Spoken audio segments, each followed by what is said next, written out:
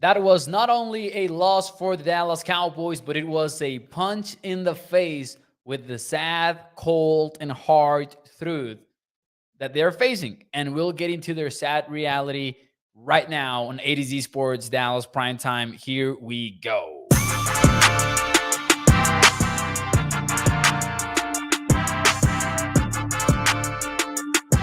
What is up, everyone, and welcome into A to Z Sports Dallas Primetime. I am your host, Mauricio Rodriguez, streaming with you live every Sunday through Thursday night here on A to Z Sports Dallas on Demand Sports Talk Network. As always, do me a favor and hit the like button for me as you join the stream.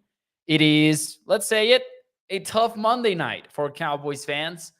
About 24 hours ago, the Dallas Cowboys were getting whooped on television. And man, it was a watch.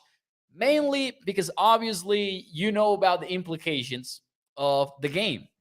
You know, as the Cowboys themselves told us before the game and leading up to it, that this was not just any other game. And for the 49ers, it was really. But for the Cowboys, it was not because it was back to back years of being eliminated by the Niners. And the Cowboys taking this approach to really beat the Niners and maybe the Eagles. And obviously, you want to win your division, and that's how you build your team.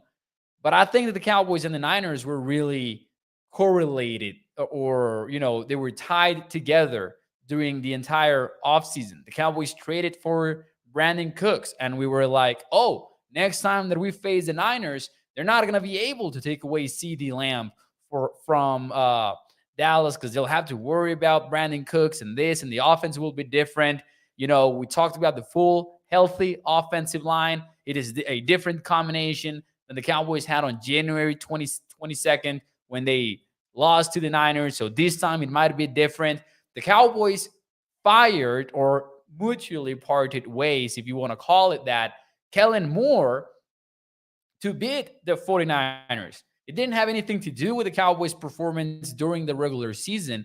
It had everything to do with getting to the 49ers and actually beating them. The Cowboys drafted a nose tackle in the first round, thinking about the 49ers. And again, all of that might be a slight exaggeration, but I really do believe that the team that the Cowboys were thinking about during the offseason was the Niners.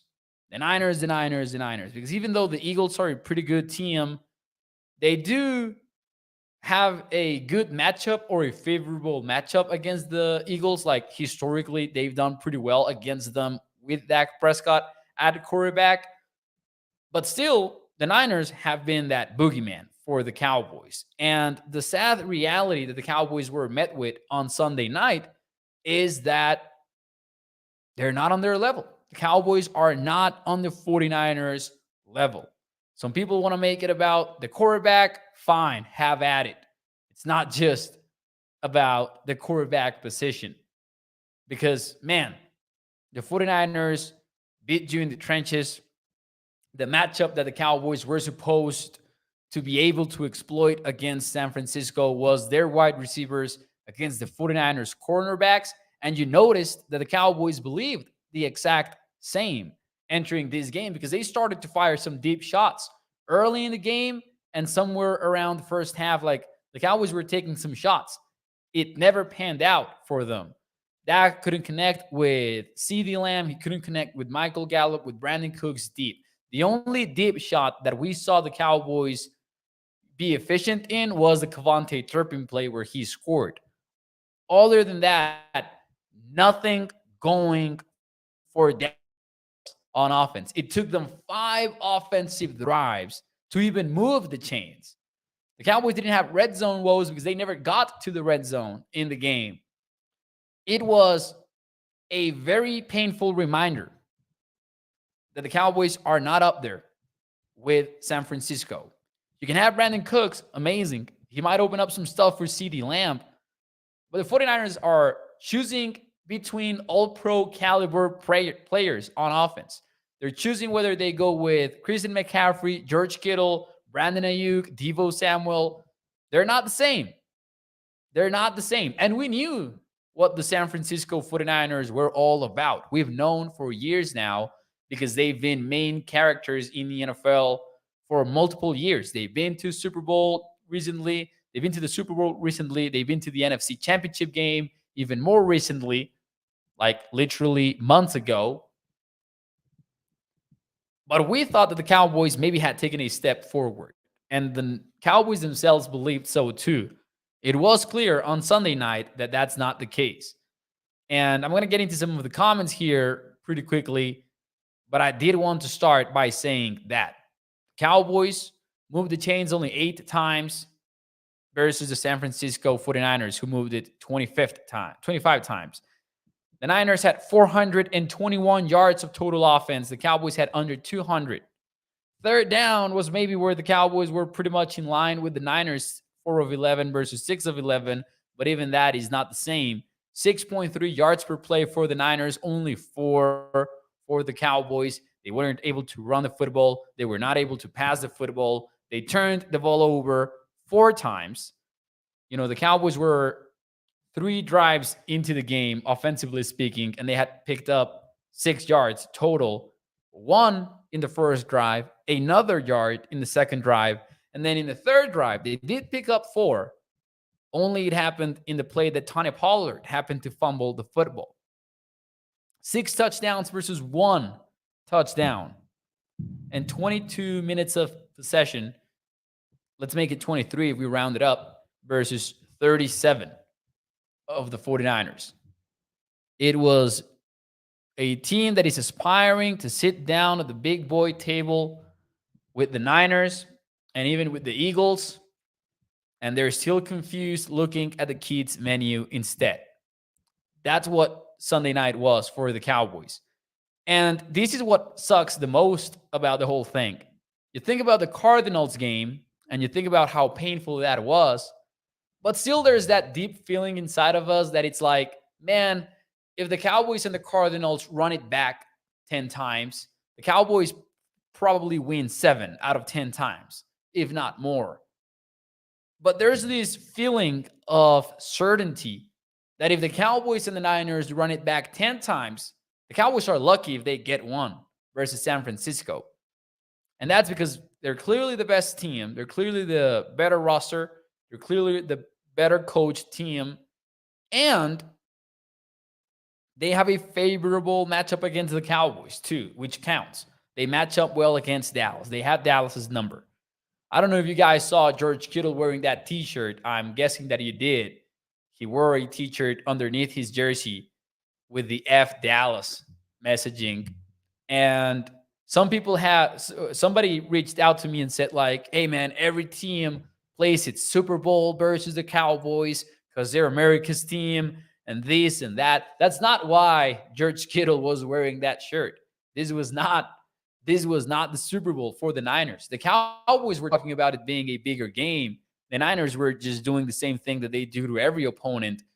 It just happened to be against a better team, the Cowboys. Kittle actually wore that t-shirt because he probably knew what was about to go down. There was no respect in that sense. They were not afraid of facing the Cowboys. The Cowboys were playing their Super Bowl versus the Niners. It wasn't the other way around. And I don't want to sound like a Cowboys hater on this show. This is not what I'm doing, but I really believe this is the only way to capture what Sunday night was.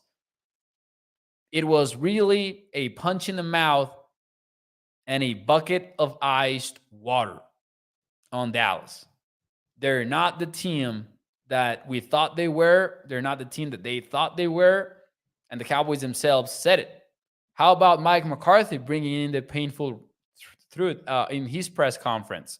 He said it's a punch in the gut. It's a kick in the ass, whatever phrase you want to put on it. You look at how this season has gone, and we've been knocked down. Clearly, they beat us in all 3 phases. We will acknowledge it. I'm not a burn the tape guy. I think that's BS, basically, is what Mike McCarthy had to say after the game. But that was not it. There was actually a second part to this quote that I thought was pretty telling, which was, They played extremely well and we did not. And it was one of the years where I thought we had taken a step as a team.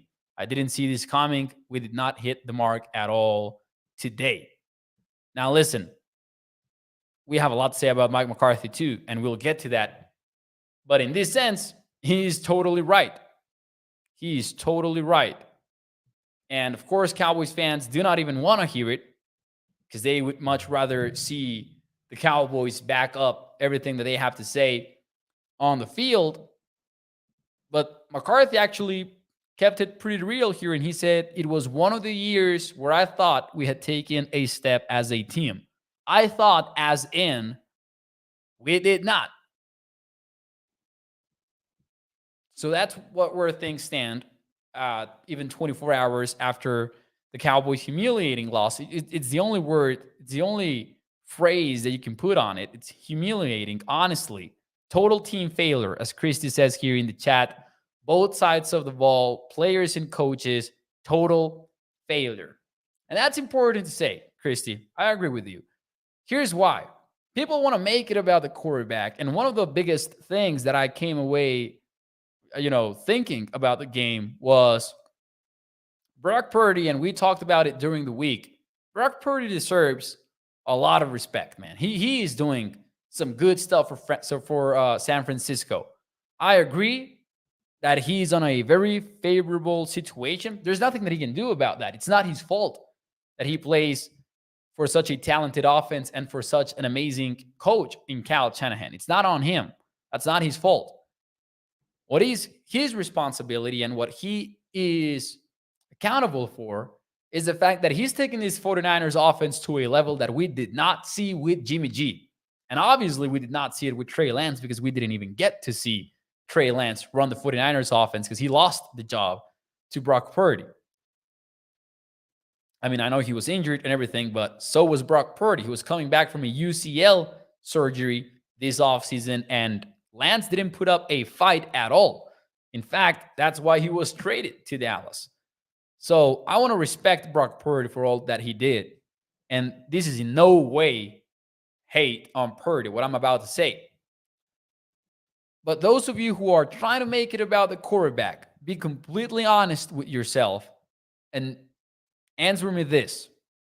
Flip the quarterbacks on last night's game. Make Dak Prescott the 49ers game QB and make Brock Purdy the Dallas QB. Who wins the game? Because I can guarantee you it's the 49ers. It's not the Cowboys. It's about much more than the team. And some people say, well, but Brock Purdy makes $1 million and Dak Prescott makes 40-something million dollars. Man, the salary cap does not impact the way that you scheme your offense. It does not impact how you build the game plan. It does not impact any of that. It's not like in Formula One where the salary cap, it's about how you built the car. It's not about any of that in football. It's about the players and the players only. And it's painfully evident when you watch last night's game that one team is making life easy on their QB. And that doesn't mean that that QB is not stepping up with some opportunities and showing anticipation and extending some plays and throwing deep and taking risks and doing his thing. Brock Purdy is doing very good stuff for the Niners. And I know that it might take some time, but hey, Brock Purdy is definitely in the MVP conversation just based on the fact that he's one of the leaders in EPA. And year after year, the leader of EPA wins the MVP award. So let's just say that too. But still, you flip the quarterbacks and it's the same result for the Niners.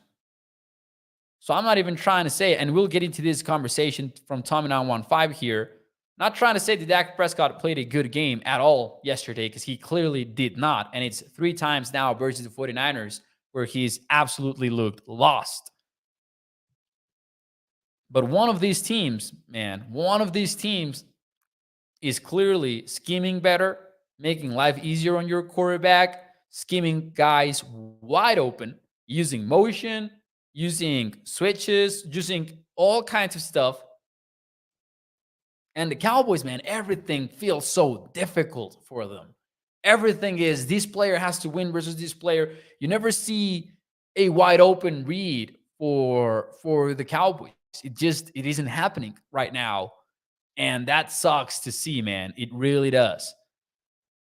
Tommy915 says, Dak isn't that a guy, Mo. Let's just keep it real. Brock Purdy outplayed Dak just from the QB position. Tommy915, you are 100% correct. And that's why I prefaced it by saying, I'm not even trying to make it about the QBs. I am making that QB-based thought exercise for us to realize that if you flip the two QBs, it doesn't change because of what's behind them. An entire roster, which is better, an entire coaching staff, which is better, and an entire organization, really, that is better. It doesn't mean that Dak Prescott played a good game, because he didn't. He was terrible. And people talk about the interceptions. Honestly, there's stuff that I was even more upset about than the interceptions. I was upset at, the play where he sacked by Fred Warner, which is an insane play by Warner. Let's give him some credit. The Cowboys are running mesh, and, it's Jake Ferguson going to the left. It's, CeeDee Lamb going to the left, and Jake Ferguson going to the right. And then he rolls out of the pocket, in my opinion, much earlier than he needs to. He can stay right there in the pocket and throw to Jake Ferguson, who's about to get open, or at least seems that he's going to have a chance. Instead, Dak kind of hesitates, scrambles to his left, refuses to throw the football, and ends up being sacked by Fred Warner. And again, it's a huge play by Warner, and he deserves that credit because he's a superhuman, an amazing player at football. But you want to see Dak make better decisions in those situations. The third interception, I believe it was, the one that was on a short throw, like on a slant to the right. That was a forced throw, and there's no excuse for it. The deep shot, at least it is a deep shot. He's taking a chance. I don't like the fact that he took that chance in that particular instance of the game. There's a whole lot to complain about, a whole lot, and we would not hear the end of it. How about the Cowboys running the football on 3rd and 4 on a simple split zone play? So they're running zone only to kick the field goal on 4th down. I'm good with running it in 3rd and 4 as long as the plan after that is to go for it. But if you're not planning on that, when you're down by 2 touchdowns, which was the case when this happened coming out of halftime, why are you making that decision? And it seems like a random moment in the game, but the game was 21-7 there, and you were, on your opening drive of the second half. 3rd and 4, you run inside zone, split zone, basically, get stopped. 4th down, you kick the field goal, 50 yards for Brandon Aubrey. Danny says they played for the field goal. Man, you know what I would much rather think? And I'm not saying Danny is wrong. I don't think that he is. I would much rather think that the Cowboys were undecided about what to do, so they ran the football and then they wanted to go for it, but ultimately decided not to do it. Because if you're playing for the freaking field goal on 3rd and 4 in that scenario, what the heck are you doing, right? In my opinion, what the heck are you doing? At least try to throw the football and be okay with, hey, I'm going to kick a 52-yarder if not. Even that I would be relatively okay with. But if you're running on 3rd and 4 in that situation, you better be planning to go for it after that. But the Cowboys were not. Just bad coaching. And this is not to take any part of the blame away for the players, but I do think that coaching was the biggest problem on the game.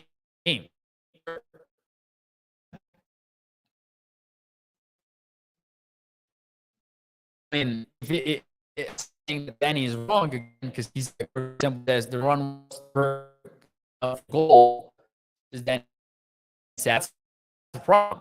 That is the problem. That's what the Cowboys were part of the problem that we're talking about.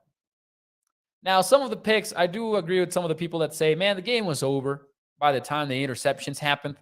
I will agree to that. That was tough to see. Now, there was that moment after the game that was also pretty upsetting when you talk about the offense and everything. Oh, I'm sorry about the Wi-Fi. I think that we're back though. I'm actually on my hotspot because I don't know why my Wi-Fi was giving me issues. Uh, Hoping it gets a little bit better there. Sorry about that. But how about CD Lamb? CD Lamb was asked about the offensive identity. The question was pretty straightforward. He was asked, what is the identity of the Cowboys offense? CD Lamb straight up stared at the reporter who asked the question for like a full 2 seconds, looked down, shrugged with his expression. Maybe he didn't shrug with his shoulder, but it was like one of these, one of these. And he was like, I don't know. And then I love the follow up from the reporter, which was, should you know? And he was like, I guess so. I don't know. Mark Aaron says, I hate that stupid ass question. Man, I don't. I understand CD's not going to spill the beans, right, on what they're trying to do offensively. But I thought it was a pretty telling moment, honestly. I thought that that's not overreacting to what he said or what he didn't say, which, he didn't know what the identity of the offense is, the offense that you've been working in since the offseason. And CD was pretty upset, man, at the game. And how can you blame him? How can you blame him? Let me see if I can show you this really quickly. I might struggle to actually throw it up on the screen because I didn't prepare it with time. But Jamar Chase was force-fed this week by the Bengals versus the Arizona Cardinals. Joe Burrow was just finding a way to get the football to Jamar Chase, and they were lining him up in the slot on the outside. He was running verticals. He was running posts. He was running all sorts of routes. You look at CD's route chart, and it's like Forest Landsman on the right side and some hitches out here. Nothing special, honestly. Talked wonders about what Mike McCarthy is seeing CeeDee Lamb open versus the New York Jets. There's just one problem, though. All of that happened versus zone coverage. It didn't happen versus man coverage. And it seems like the Cowboys do not have those answers when they get man-to-man. And it was a little bit of a change-up from San Francisco, to be honest, because they do play a lot of zone. And they came into this game and played a lot of man versus Dallas. And the Cowboys were not ready for it. The Cowboys were not ready for it at all. CD was so frustrated, man, in some of the plays where he was not targeted. There were pictures from the sideline where he's just completely away from the team. He goes out there post-game and gives that answer to the reporters. And I'm not blaming him. I'm not blaming him for having that response, but it does speak volumes about the state of your team when your star wide receiver is having those answers at the end of games. As for the defense, it's tough, man, for the defense. At halftime, I was like, I have no complaints about the defense, man. They were put in such a difficult position. One of the touchdowns comes after Tony Pollard's fumble. Then you get like all these crazy moments where, they had gotten the stop, but there was a offside penalty, which is absolutely inexcusable from Jaren Kears. It's like a Jalen Tolbert moment from last year. And some people might say, man, Mike McCarthy does not hammer down discipline.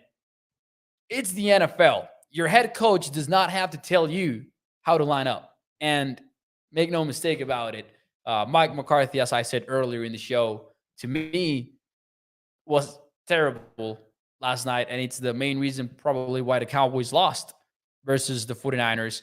But in this particular instance, that's not on the head coach. You lining up wrong, it's not on the head coach. You're a grown player. You know where to line up. You know where to do that. So that was frustrating as heck. You would have gotten the stop there, but you don't. Ultimately, they do get the stop in that drive. Then there's a personal foul and taunting play. I understand the personal foul because it's the rule. You might not like it. I might not like it. But those two helmets collide. You make contact with that QB head or that player's head, and you're gonna get flagged for it. It's just the way that it is. Taunting, though, man, if something was not said on the field, I don't understand what the taunting call was all about. Because I don't think anyone was taunting. But the call on Donovan Wilson, in my opinion, fair. And by the way, Donovan had that face mask as well. He's been a problem, in my opinion, since he returned. Hopefully, he's okay, though, with the injury. We haven't gotten a clear cut update on him specifically. We'll get into some of the injury updates before we get out of here tonight. But man, how about that first half defense? It was weird to evaluate. Kind of felt good about it going into halftime. You were like, man, it's on the offense that they're not in this game right now. Hopefully, the defense holds up. They did not. They really did not. In the second half, the 49ers just blew them out of the water. George Kittle had a monster game, 3 touchdowns for the entire night. The defensive line was just allowing the 49ers to gash them in the run game. Kyle Shanahan had his perfect game plan just to destroy Michael Parsons, man. Not only with the double team, but just through scheme, Micah was absolutely disappeared. And I've seen some criticism on Micah, and I think this is just Cowboys Nation just hitting rock bottom. Because, man, the loss is definitely, in my opinion, not on Micah. Like, he was neutralized, but you need the other defenders to step up when that happens. So then the 49ers cannot focus on sending everything Michael Parsons' way. The Cowboys did not do any of that. I saw someone say in my mentions, and this is what I mean with just the Cowboys fans just absolutely losing it after this game, and I don't blame them one bit. But somebody was like, man, Micah was made up by the media. The hype is all media based. And I'm like, man, come on, stop. Somebody said, that same guy said, TJ Watt is a good defensive player, not Micah. Micah is just hyped up by the media, which is absolutely moronic to say. Of course, Micah is not made up. He's not hyped up. But he was neutralized on Sunday, not in a bad way, just like the 49ers were making sure that Micah was a non-factor, and nobody on the Cowboys defense stepped up to keep them from doing that. And that's why you got the results that you got. Let's see here. With our defenses, Ricky, playing at its potential, not like last night, all we need is a game changer. A game manager, excuse me. And Dak can't even do that. He's a turnover machine. And this is one of the things that I've struggled with the conversation. Dak is better than just a game manager. I understand the frustration. I understand all of that. But man, somebody also said in the chat, like, not in the chat, on Twitter, somebody told me, man, he can audible. He can change the play. I'm like, we're literally watching a team do everything easy, make everything easy for Brock Purdy. And this is not Hayden Purdy again, but we're watching a team right now on TV doing that, and we want to put more on Dak's plate. Nobody should be surprised that Dak Prescott is not a Patrick Mahomes. Nobody should be surprised that Dak Prescott is not a Joe Burrow. Nobody should be surprised that Dak Prescott is not a Josh Allen. We all know that. We all know that he's not a player that you'll win with him as everything else goes wrong and goes south.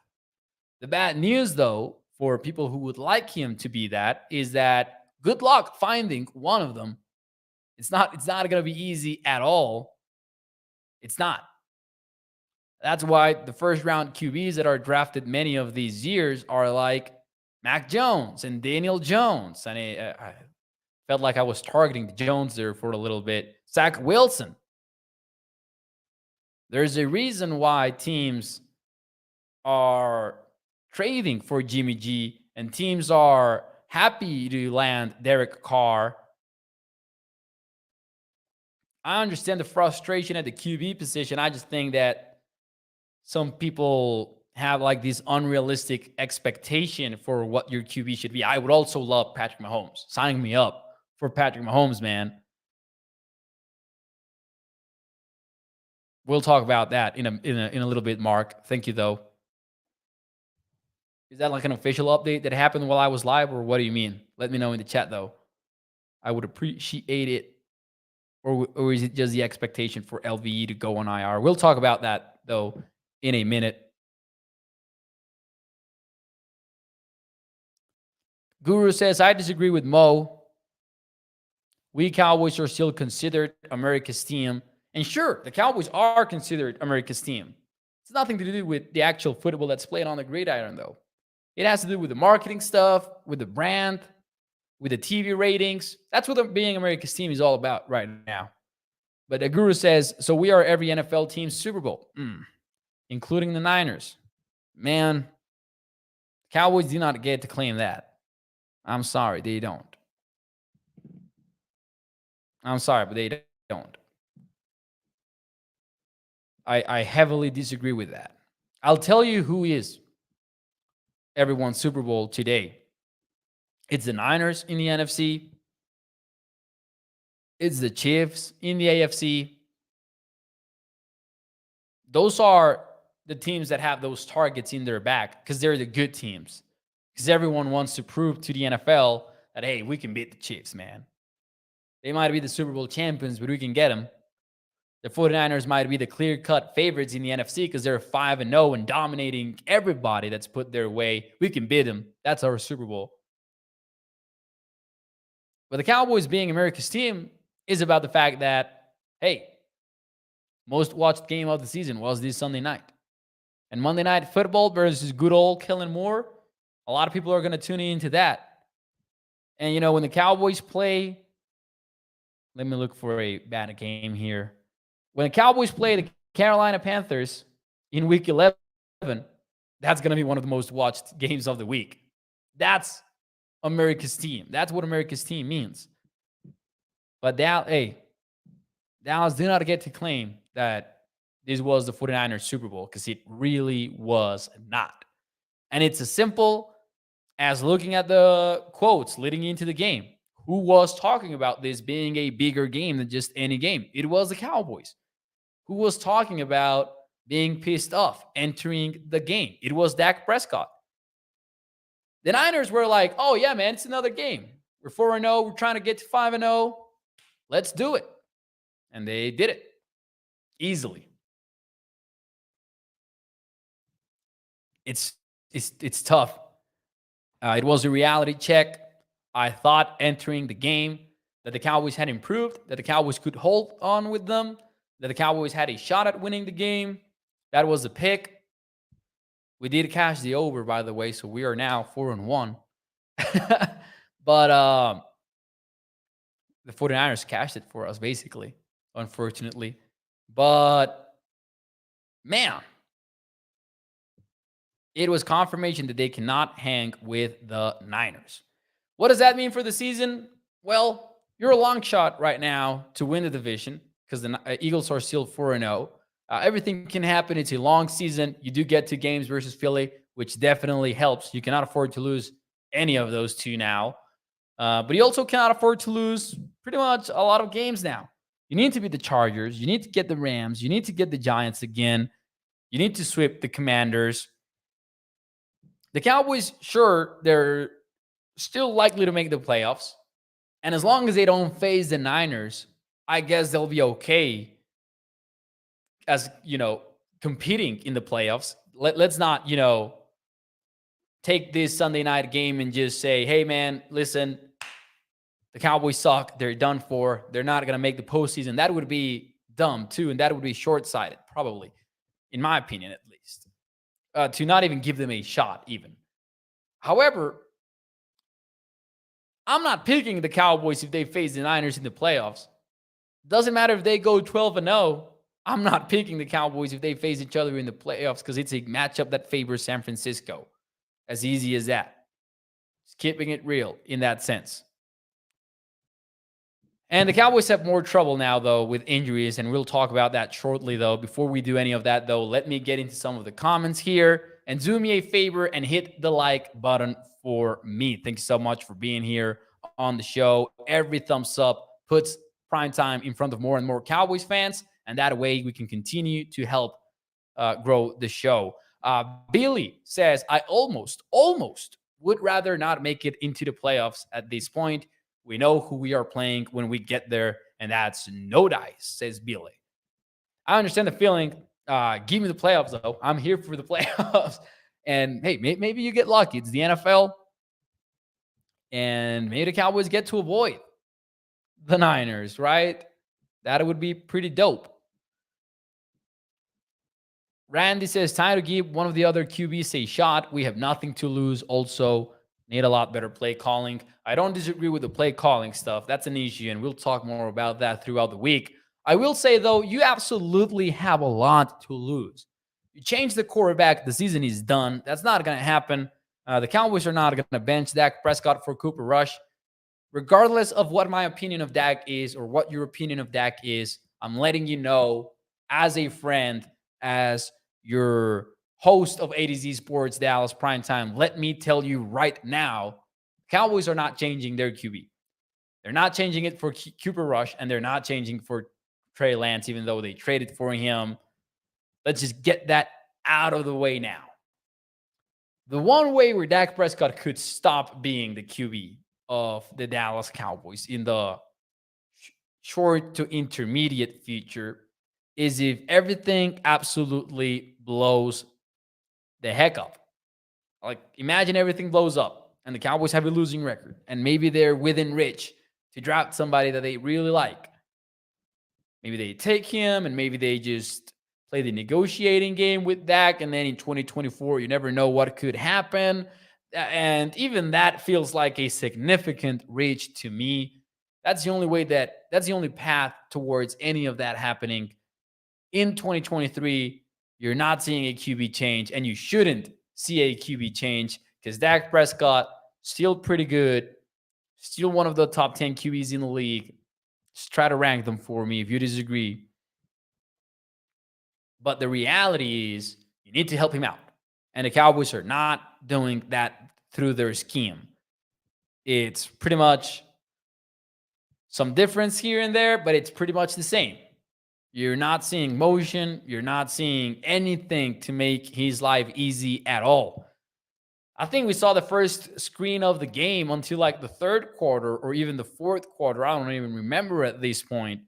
But the Cowboys were just making everything look difficult while the 49ers did their thing as usual and just looked pretty efficient doing it too. Let's see, though. Guru here says, should play calling be turned over to offensive coordinator Brian Schottenheimer? Man, the fact that I'm not entirely sure that that's not going to happen speaks volumes about what's going on in Dallas today.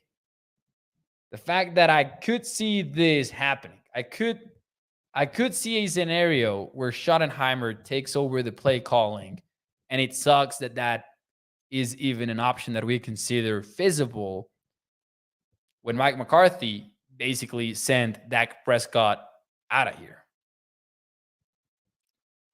Martinez says, bro, it's Dak. He is not that guy. The thing here is that guy has different meanings for everybody. I'm telling you now, who are you going to get out there that's better, Martinez? Fire back with an answer here. Fire back with an answer with me. Mahomes, Josh Allen, Joe Burrow, they're not the measuring stick for what you're looking for in a good quarterback. So who's that guy? Who's that guy? Somebody with the same level as Dak Prescott, but with a different year, so we can get excited because he's a different face, a different name, and we can be like, oh, He might be as good as Dak Prescott, like the Family Guy mystery box bit.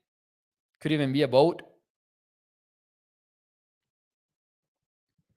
Because I can tell you, man, if the idea, as Keith says here in the chat, is going with Cooper Rush, I can answer that question, Keith. He's asking what's Dak doing that Rush cannot do. Man, Dak Prescott can do he can play the quarterback position much better. He's a better arm, better mental processing, better all of that. I think Cooper Rush is not the guy that you think he is. The Cowboys just happened to win while he was playing QB.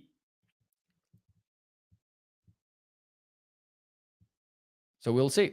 Ricky says, okay, here's a top 10 from Ricky. Mahomes, Josh Allen, Burrow, Herbert, Lamar, Hurts, Purdy, Tua, Deshaun Watson, and Trevor Lawrence. Man. Ricky, if the Cowboys have Brock Purdy and they play the scheme that the Cowboys are using, and Dak Prescott goes to the 49ers and he plays that scheme with those weapons, do you think Dak Prescott beats the Cowboys in that particular game, or Brock Purdy? Do you think that Brock Purdy wins the game for the Cowboys if you would swap out the QBs, if you would swap the QBs like that last night? And what has Deshaun Watson done exactly other than play for different teams that Dak Prescott has not? Man, Deshaun Watson wishes he was playing like Dak is playing, like even this year. Deshaun Watson is not out there looking good for the Cleveland Browns right now. And that's with one of the best offensive lines in football, too.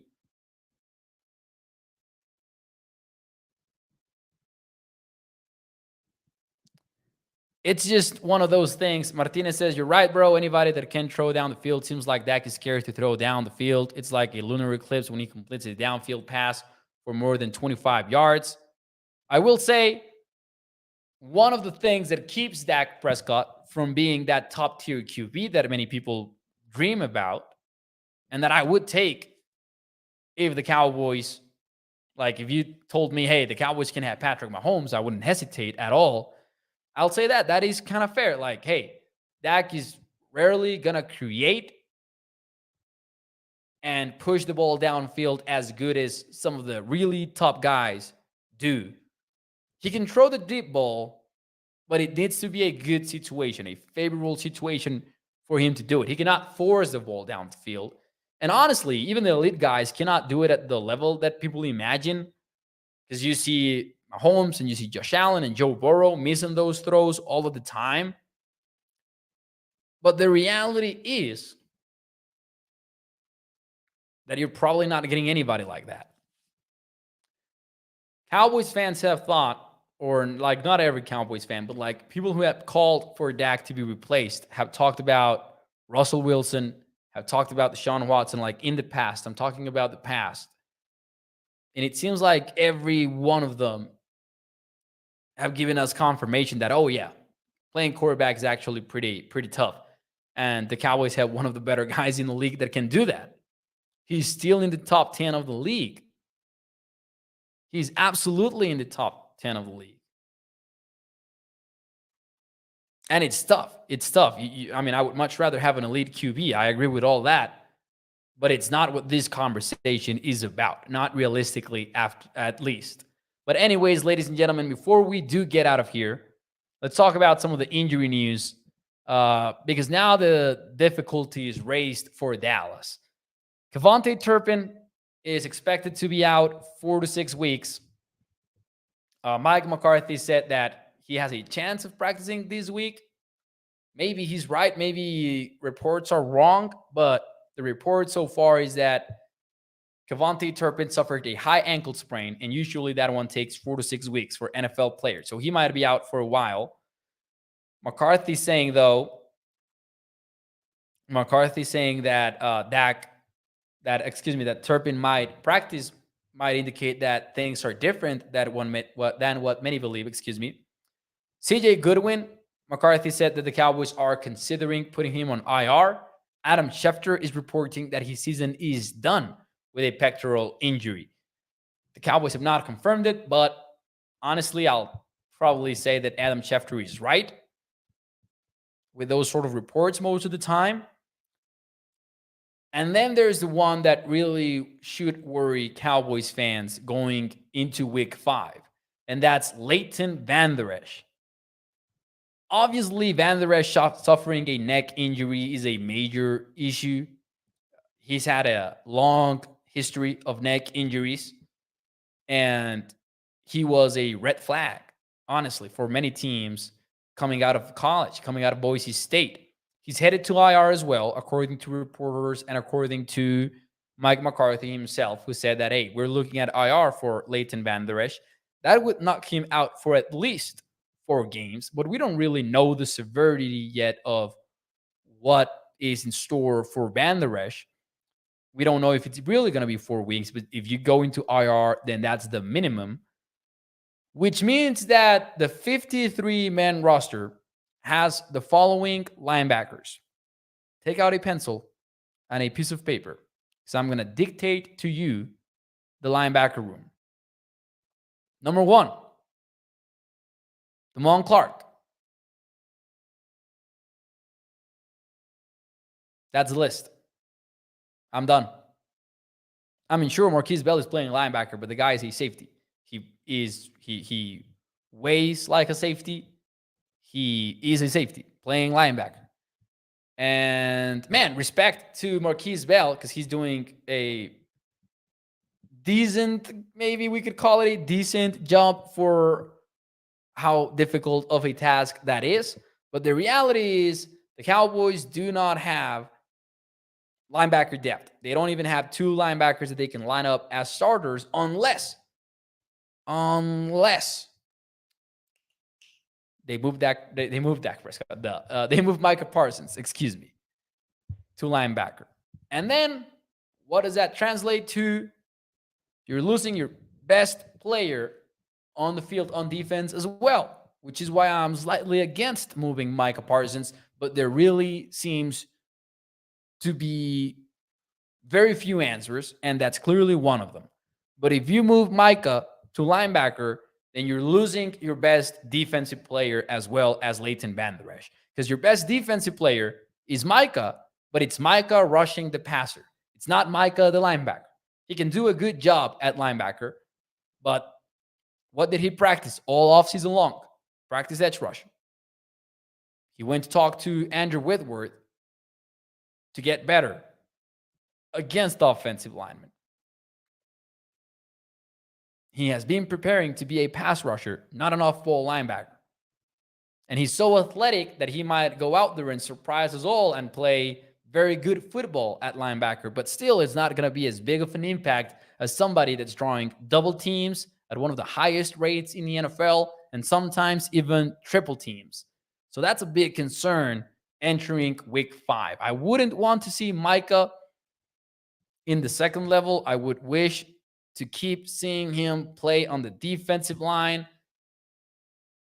But I do wonder if the Cowboys have any other option if it's not playing Marquise Bell at linebacker or maybe Malik Jefferson from the practice squad.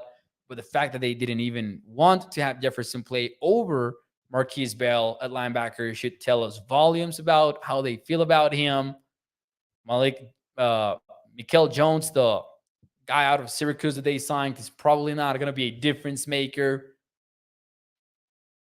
That's tough, man. That's a tough situation that the Cowboys have going on at linebacker now, because it doesn't seem like Vander Esch is returning anytime soon. So they might trade for somebody. They might sign somebody. We'll see what the Cowboys end up doing. But yeah, that was a punch in the face for the Cowboys on Sunday night, and the aftermath is not pretty either. The Cowboys get the LA Chargers next Monday night. We'll be preparing for it throughout the week, but I guess tomorrow night we won't be talking about that yet. There's a lot that we need to get to. Thank you so much for tuning into the show. I love these episodes because they're like a therapy session as well as they are a form of entertainment, hopefully, for you. Thanks so much, though, for tuning into the show. Do me a favor and hit the like button for me. Every thumbs up puts this show in front of more and more Cowboys fans. I hope that you guys enjoyed the show. I am live every Sunday through Thursday night at 8 p.m. Central here in A to Z Sports Dallas. Check out the website as well at atozsports.com/Dallas, ladies and gentlemen. And see you. Thanks so much. Muchísimas gracias. Bye-bye.